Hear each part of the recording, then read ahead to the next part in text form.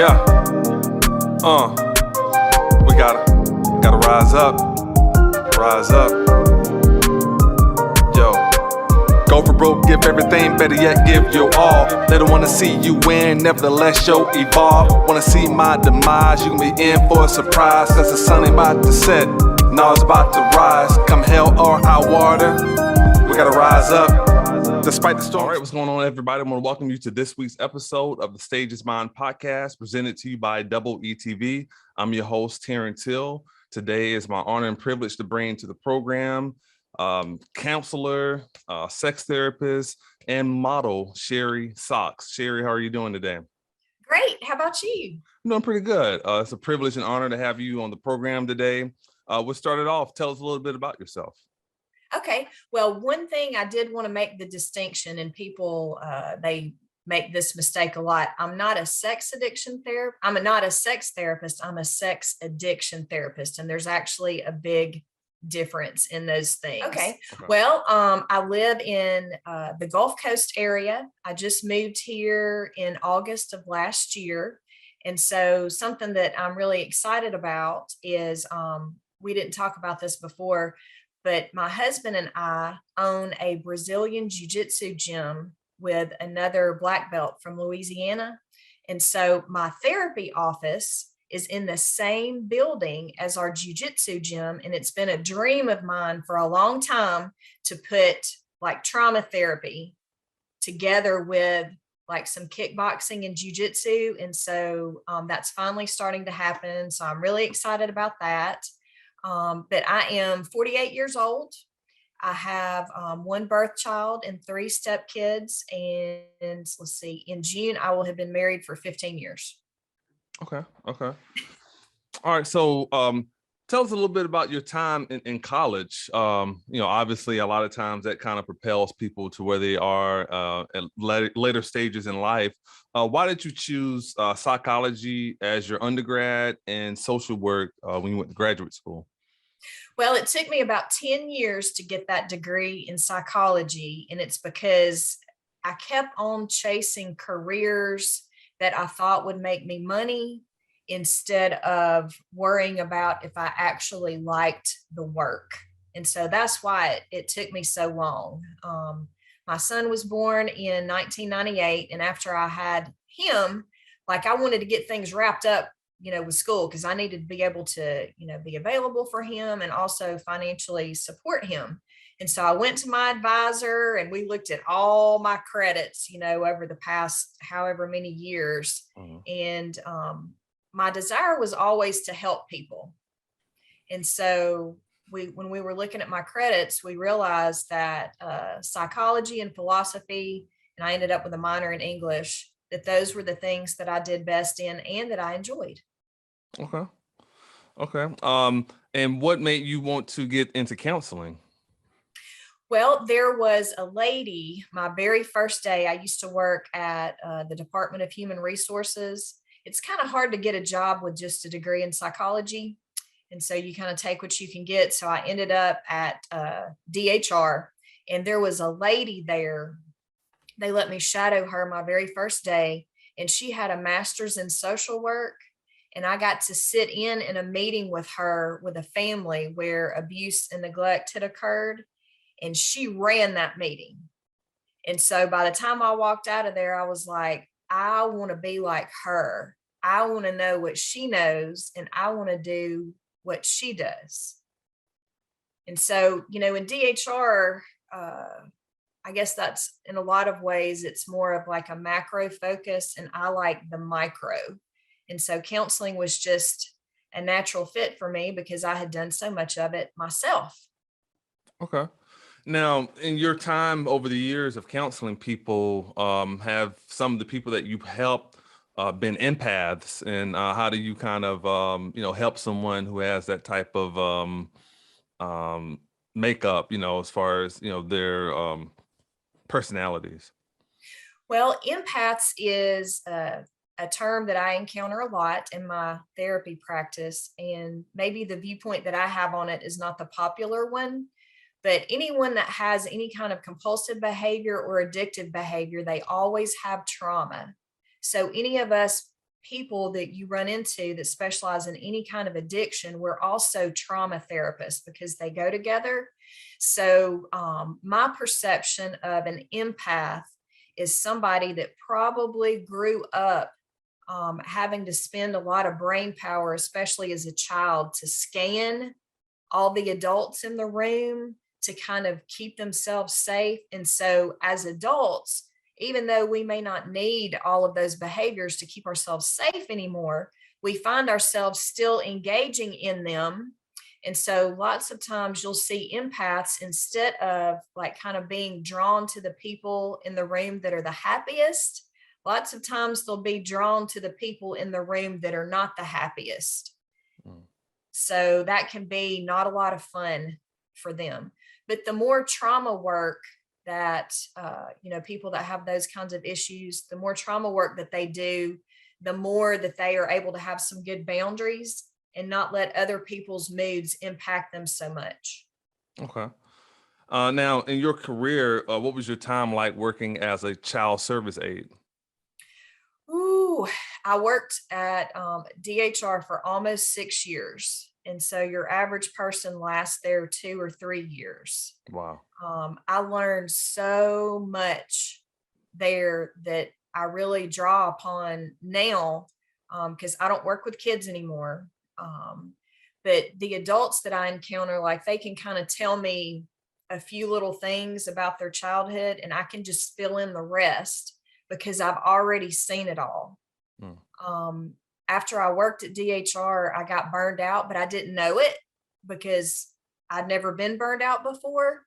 And so I had to step back after that for a while and do some good self-care. And, part of the self-care that I do now is, like, I don't watch the news unless it's bad weather, because I have like a Rolodex in my mind of all those terrible things that I saw. And so I don't need to, get all that going. But I do tell my new patients, and most of them laugh. I tell them that between working at DHR for almost 6 years and being a certified sex addiction therapist for the past 3 years, I've seen it all and done the rest. So anything that they would want to talk about, it might embarrass them, but I don't know if I can be embarrassed anymore. I think that ship has sailed. Right. Yeah, for sure. So how did you balance or kind of view your time being a child service aide until you propel into being a social worker? Kind of like, what's the difference? Well,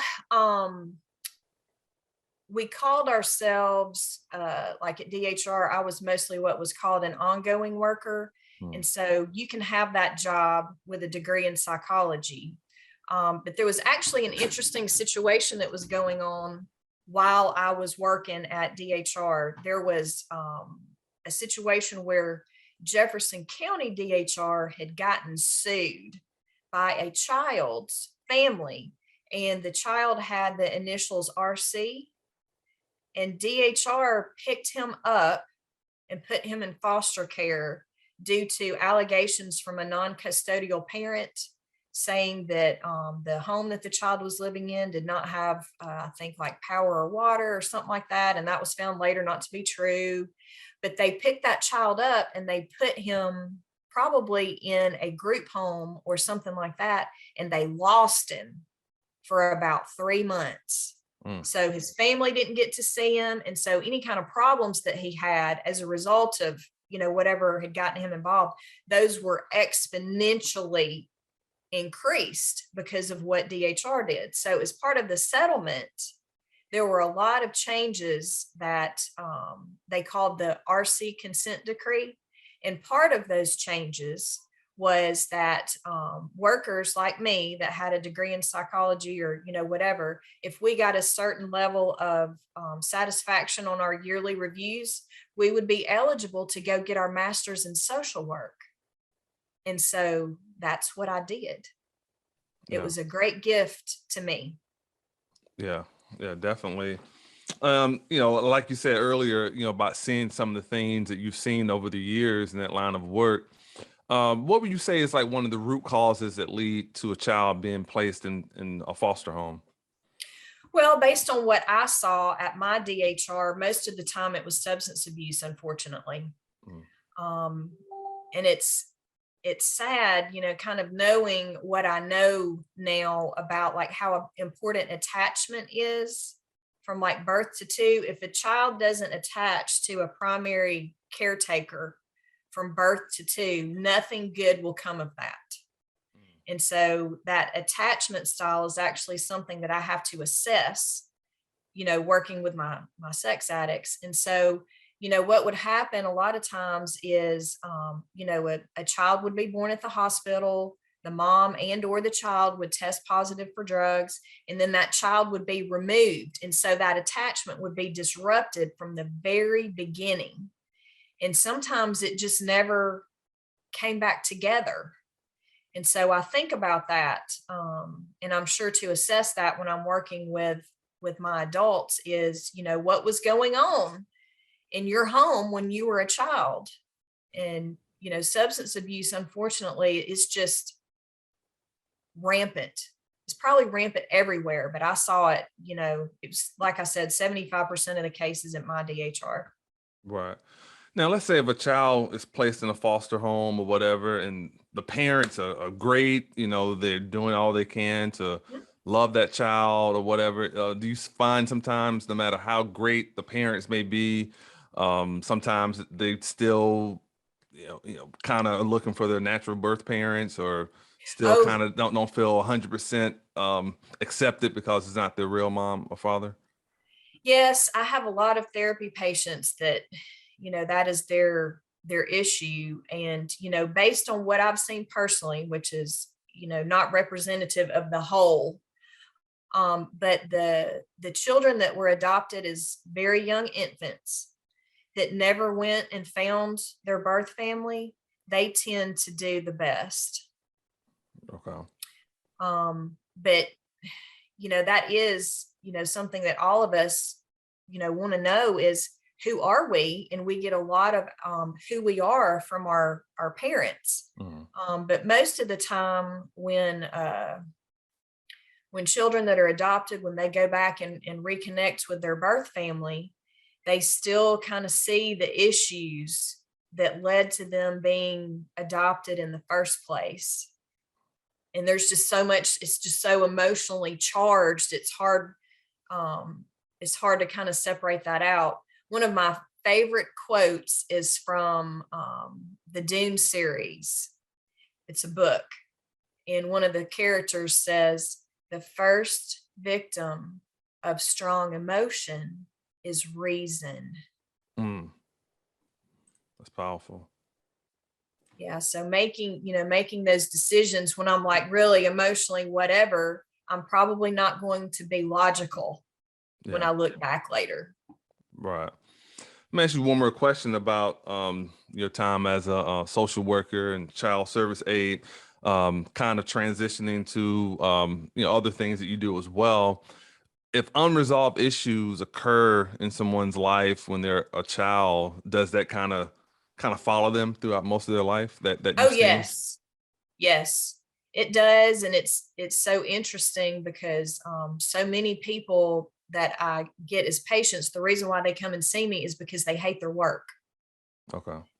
Or they hate the dynamics at work, like more commonly. And so those unresolved childhood issues are always like in the background of our mind. We don't even realize it. Just from like doing my own personal work, I realize that I am the marionette of all of my, childhood issues.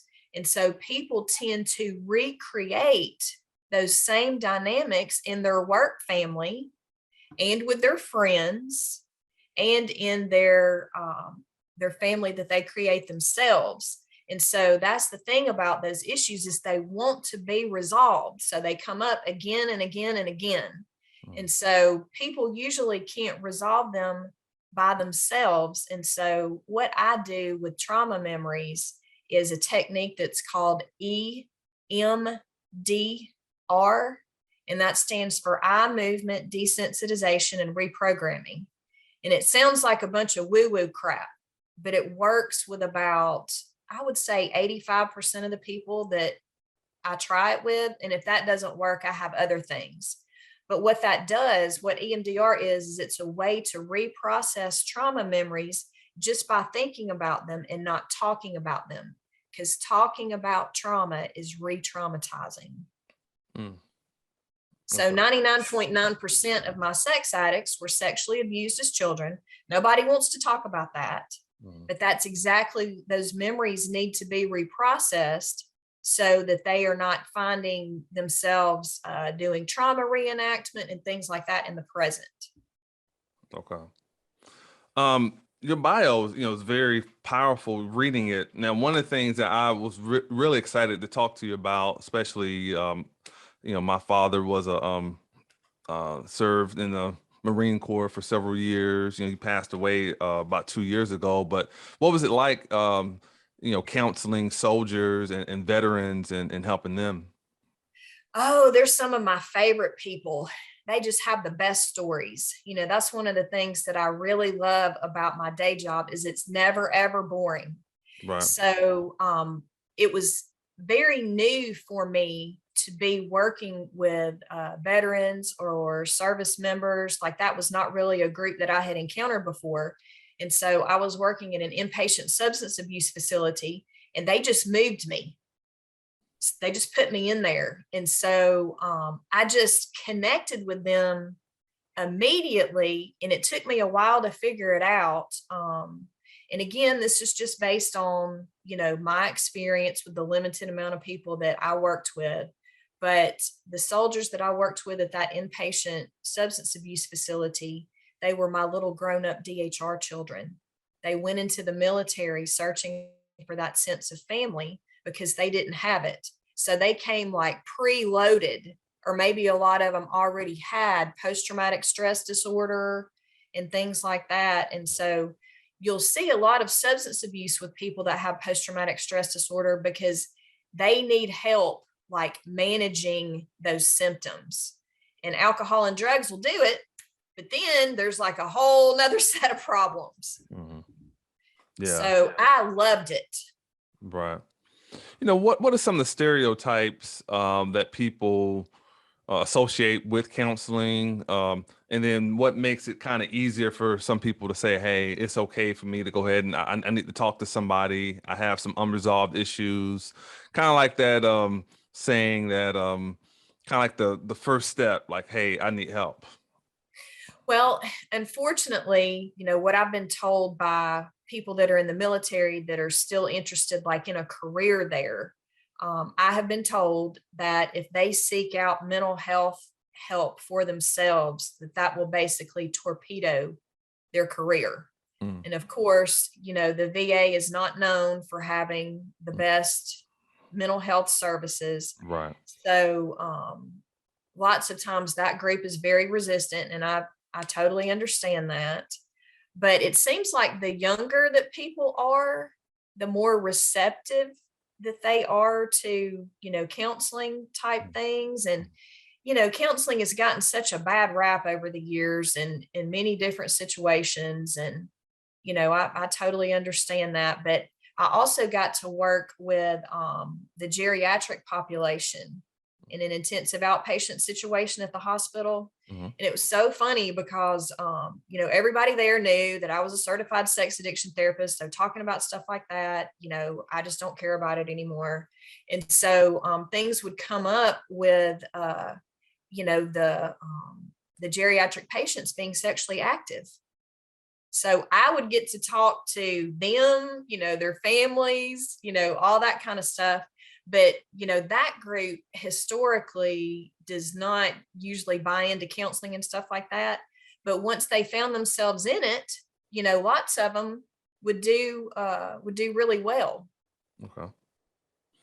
What are the root causes of anxiety and PTSD? Well, probably we're going back to trauma, again, for the post-traumatic stress disorder. And there's big T, and then there's little t when we're talking about trauma. Big trauma and little trauma. Big trauma is like, your house burning up, let's see, being in a terrible car accident, um, you know, seeing somebody die, or experiencing like, you know, childhood sexual abuse. Like that's like big T. But little t is like, you know, sometimes you're a dad, right? No, I'm not. Oh, you're not? Okay. But you've had pets, right? Yes. Yes. So, you know, like when a pet or even a child, when they're born, they just pop out with their personality. Like it is what it is. And so, like, if you have a child that's very sensitive, that's maybe born, say, into a military family, that it's kind of, you know, that kind of stuff. So that child's experience, you know, feeling deeply, being sensitive about things, if those feelings are like, you need to get over it, you know, you're being too extra, or that's invalidation. And so that could be an example of little t, those kind of things happening over and over again. So it only takes a few of the big T's to get post-traumatic stress disorder. It takes more of the little T's, and most people have a combination, but that's how you get post-traumatic stress disorder, is you have those cumulative traumatic experiences. But anxiety, some people are just born with a predisposition to being anxious. And then some people just develop it. Like, it's hard to have like chronic depression or PTSD or like something like that and not have anxiety with it, because there's that element of, you know, I'm different than everybody else. You know, I don't know what's going to happen to me tomorrow, like how I'm going to feel. So lots of times anxiety just comes along for the ride. Okay. All right. So we've referenced several times about you know, your position as a sex addiction therapist. Tell us a little bit about that. Well, lots of people will ask me, why in the world would you get into that? And so at DHR, you know, we were talking about probably like upwards of 75% of the cases that I was involved in was because of substance abuse. Well, I would say a good 75% of the cases that I worked on were also childhood sexual abuse. So I had already seen all of the terrible stuff. And so sexual offenders and sex addicts are not necessarily the same people. If somebody has touched a child, they have to see somebody else. Like I can't, you know, do any of that. But I knew that there were people out there that were sex addicts that needed help. And so, you know, let it begin with me. Let the change begin with me, because I've already seen everything. And plus, I got to meet a sex addiction therapist, and it was kind of like me meeting that lady that had her master's in social work. Like the way that that sex addiction therapist understood trauma, I was like, I want to know what they know and I want to do what they do. But the training to be a certified sex addiction therapist is long and expensive. So some people, you know, they just can't do it.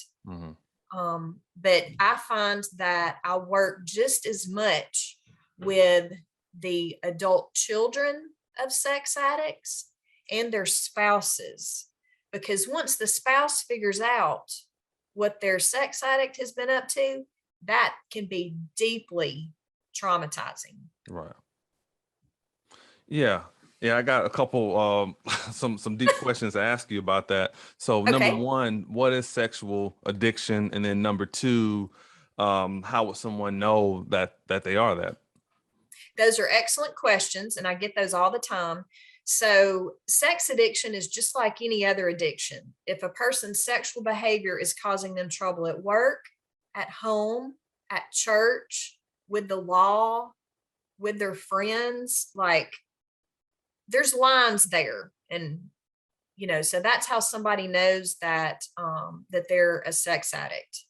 And so what was the second part of your question? Yeah, when someone is like, I guess at what point does someone realize that they need help? Is it like they're kind of out of control with it, or? Many times they don't seek help until like something major has happened. There's just so much shame connected with that. 60% of sex addicts are men and 40% are women. Mm.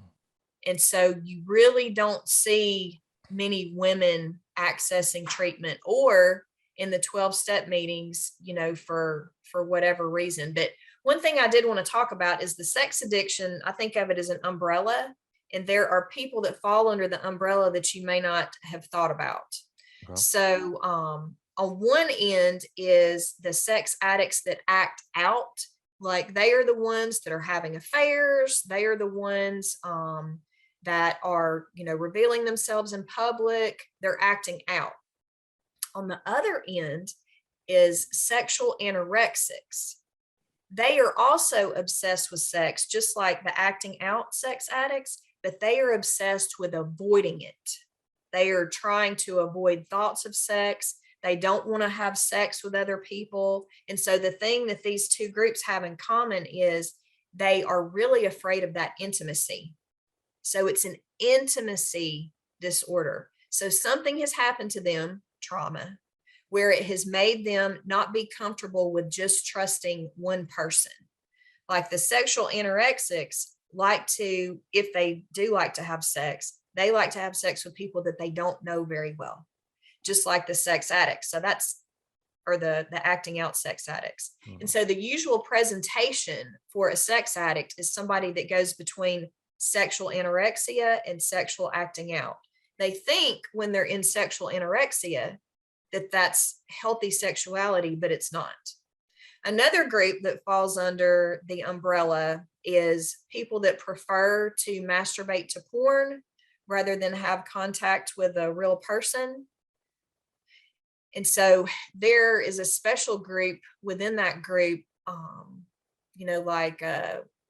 kids that are in their 20s that grew up with the internet. I mean, porn was just a click away. They grew up with that.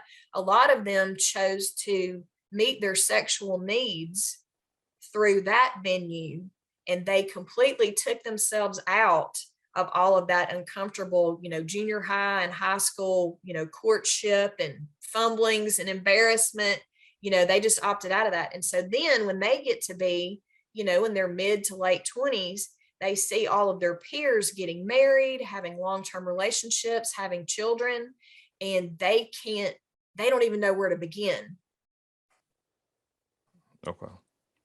Now, do you think over the years with doing this, that number one, do you think some people may have fetishes or desires and things like that they are afraid to discuss with their spouse or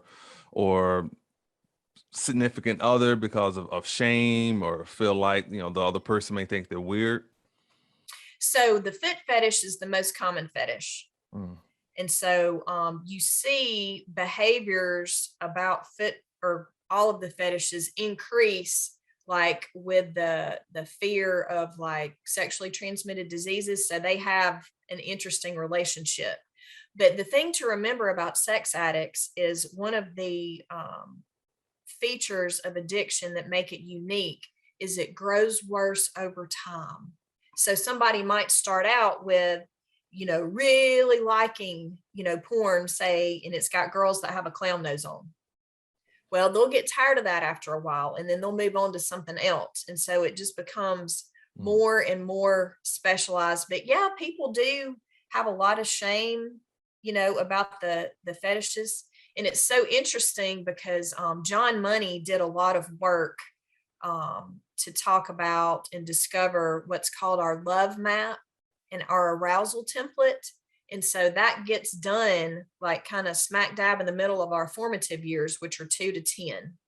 And so that's where you see those fetishes actually having their roots. I think it's just fascinating. Right. Now, when you spoke earlier about the porn or whatever, what type of damage can that have in someone's marriage or relationship? Are they kind of, I guess, even when they're with their spouse, their mind is somewhere else? Mhm. Well, so one thing you didn't ask, but I wanted to mention Mm, was I think COVID has made the porn issue even bigger than it was. mm, Just because, people weren't getting out mm, and, stuff like that. But um, so people that are married that watch porn, if they are a sex addict, they get to the place where it's easier to have their sexual needs met through turning on their computer, going to that site, watching whatever they want to watch and taking care of their sexual needs that way. But with a spouse, you have to treat them nice. You might have to, buy them some flowers or wine and dine or whatever. And that's a bigger time commitment than just turning on the computer. mm, But what the real issue is intimacy.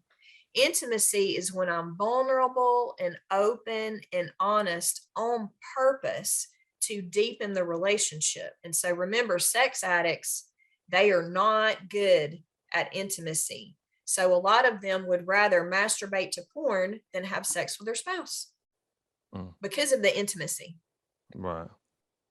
Um, Let me ask you a question. What do you think people make certain mistakes sometimes, like in courtship, where they're not kind of like as transparent or communicative as they should be, and then maybe if the other person kind of knew from the get-go, if you were kind of honest about maybe whatever desires you have or something that may have transpired in your life, it would be a little easier for the spouse to kind of already know what's going on, opposed to, they just find out, 5 years into the marriage, oh my God, this person is into this, or why would you ask me that, or whatever. So have you seen that as like a problem? So again, we're talking about intimacy. That's taking a huge chance and being vulnerable for me Yeah. to share something, touchy like Mm, that with somebody else. But and I do spend a lot of time with my patients after they've, gotten some recovery, talking about when is it time to tell, mm, because a lot of them have sexually transmitted diseases and, that's something that somebody needs to know, up front. Or, when do you tell them that you're a recovering sex addict? Yeah, those are real issues, but it's hard. mm-hmm. Yeah.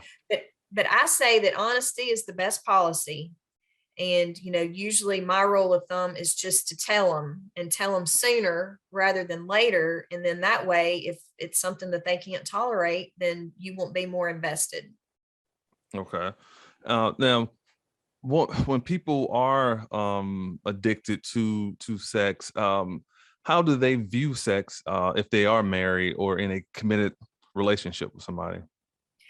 That's a very interesting take. And so with that, we get more into the classic sex addiction therapy. So of course, when somebody is married and they're a sex addict seeking recovery, we want for them to have sex with their spouse. Mm, And so basically, we kind of start out with some things that increase that intimacy. Like we concentrate on like rebuilding the trust. The trust is the most important thing. yeah. Um, and so, once that trust is rebuilt, that's a fertile ground for a good marriage to take place. And, something that's interesting is when sex addicts tell their spouses what they've been up to, if they can tell them all at once, like tell them everything and not do what we call a staggered disclosure, tell them a little bit and a little bit more, most of the time the spouse will stay with them if they, commit to recovery. Mhm. So that, to me, that's very interesting, and it's also very encouraging. Right. Yeah, it kind of seems like sometimes too, whether whatever kind of addiction people have, I guess sometimes that fear or shame is there, or feeling like they may be judged or whatever. That's why I asked earlier, like how important is communication and like all of this or whatever, because I think you already said it, like trust sometimes is like a big issue for people. Yes. And so, that's some recovery work that ends up happening a lot is, people that grow up with untrustworthy adults, then they get used to being around people that are not trustworthy. Mm-hmm. So then when they're adults, they tend to form relationships with people that aren't trustworthy. So learning to pick out people that are trustworthy and then having relationships with them, that's very important. Mm. And it's a skill. It's a skill that a lot of people, just kind of take for granted. But, if you grow up with alcoholics and, then people that enable the alcoholics and, they're not trustworthy, you can't count on them to do what they say they're going to do. Well, then it's just natural that those are the people that I'm going to feel comfortable in relationship with later, even though I may not like it, if that makes any sense. Yes. Yes. Let me ask you one last question about this particular topic before we transition to something else.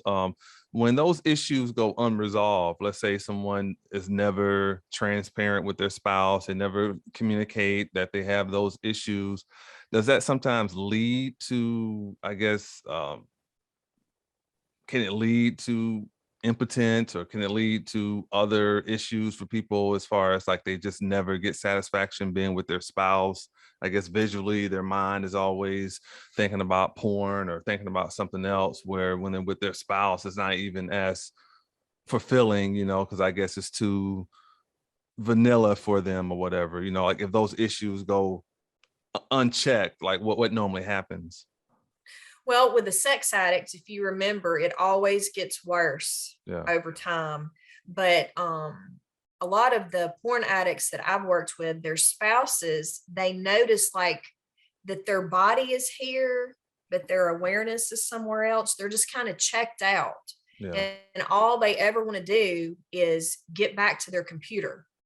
Some of them will stay up all night long and then have trouble at work the next day because they've been watching porn.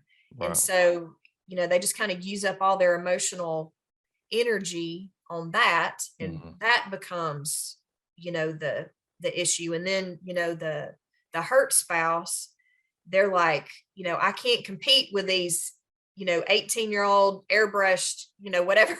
Right. So then the spouse has like so much, feeling like they're not good enough. And it really just does a number on the spouse. Right. Yeah, it probably leads up to especially years ago when we had the whole stuff going on with Craigslist and Backpage, or people getting involved in escorts and things of that nature. Sometimes people kind of have you seen people will go down that particular path if they kind of never deal with those issues? Well, I think that the intentions behind getting rid of back pages and Craigslist like that, I think the intentions of that were good, but it's the same thing with like making drugs illegal. If people want escorts and prostitutes, they will find them. That's the second oldest profession in the work. Right. In the opinion that I have, maybe, or I'm sure it's not shared by everyone, but when prostitutes were able to advertise in those venues, then the need for pimps decreased. So by taking those away, and again, I understand the intentions, by taking those away, then pimps came back into the picture more. Right. This is this next question is kind of for you, like you personally, being a counselor, like how hard is it? So let's say if you have like you personally, you have a bad day, or you're going through a challenge or something like that. Can it play in your mind sometimes? Like you help other people all the time or whatever, and when you're going through something, like who's there to like help you or whatever?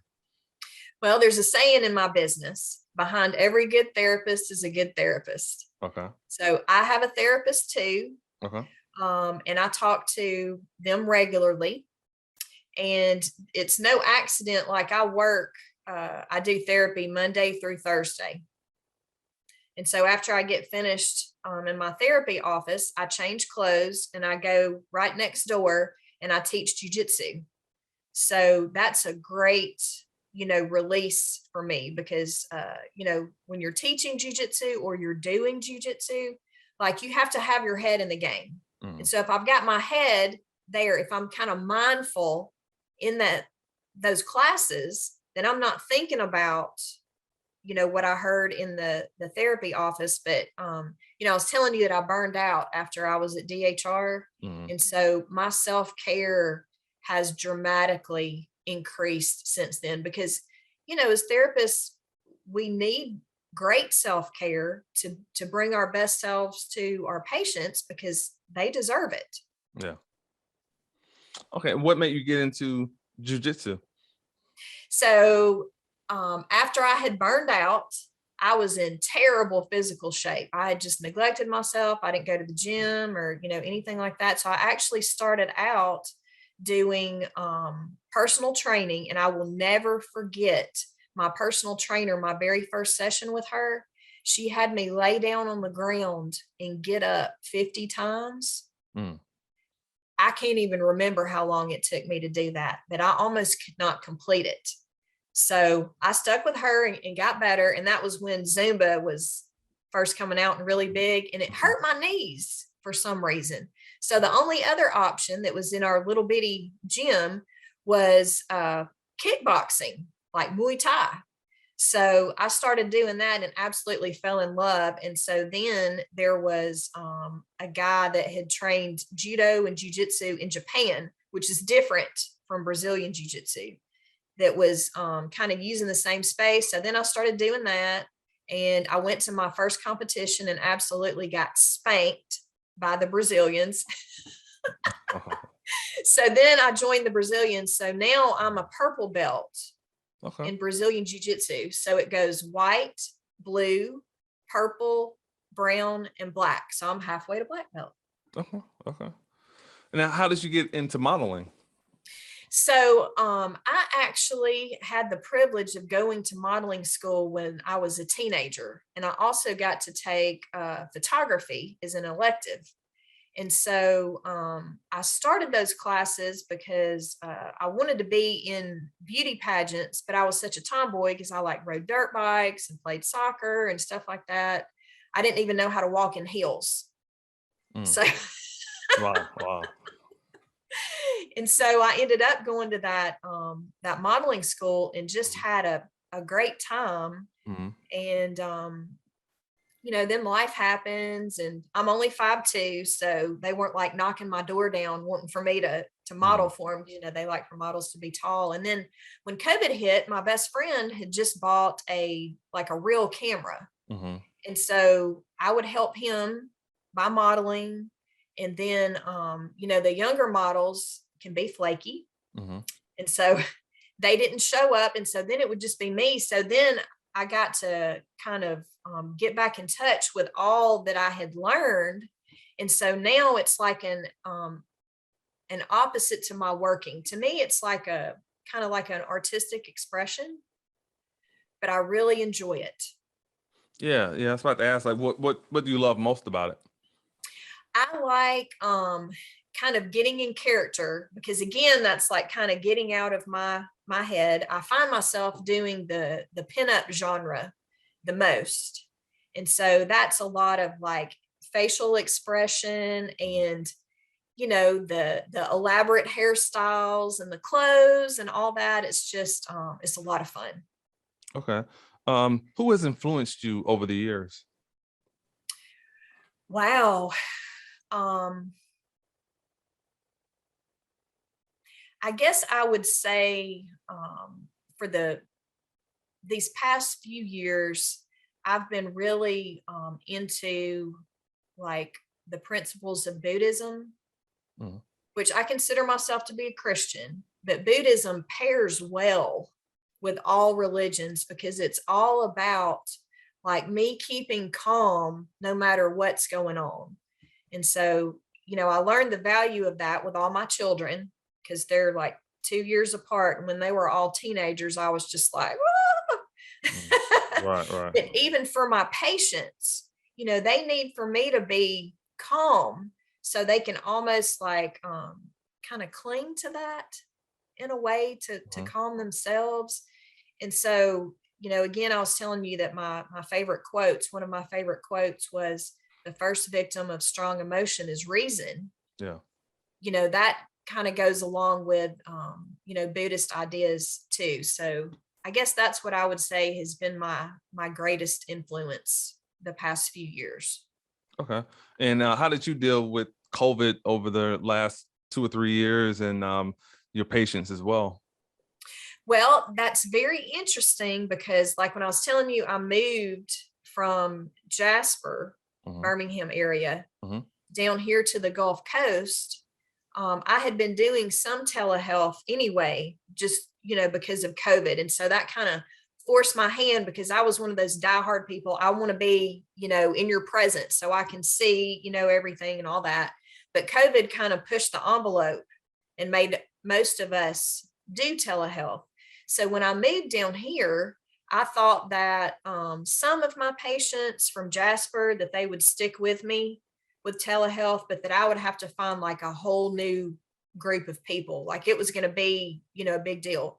Well, I have 2 patients in the Gulf Shores area. That's where my office is and the Jiu Jitsu gym is. I have 2 in-person patients from the Gulf Shores area, and everyone else is telehealth from Jasper. Oh, wow. So that's awesome. So everybody stuck with you.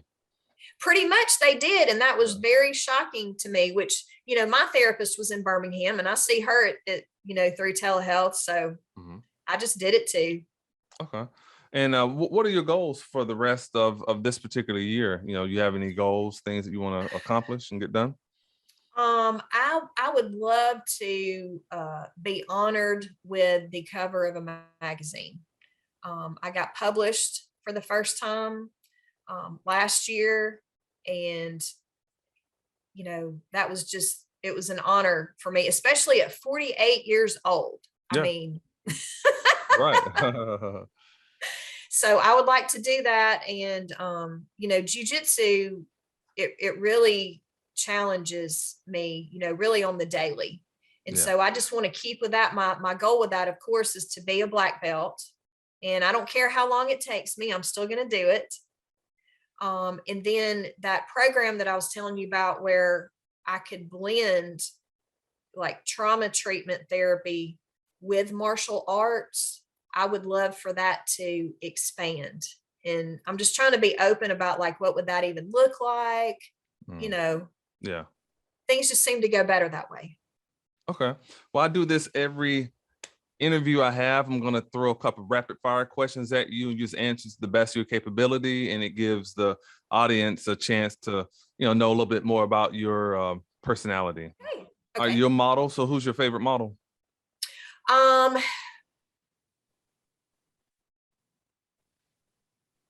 guess I would have to say Cindy Crawford. Okay. Favorite film? I'm looking at a Lost Boys poster that I've had since I was about 14 years old. So I guess we would have to go with that. All right. What do you do for fun? I do modeling and jiu-jitsu. Favorite TV show? I don't really watch TV. Okay. Favorite actor? Ooh. Right now at this moment, I would probably say Cuba Gooding Jr. Okay. Because of that movie, As Good as It Gets. That's probably what I should have said, is the movie As Good as It Gets with Cuba Gooding Jr. in it. Okay. Favorite actress? Ooh.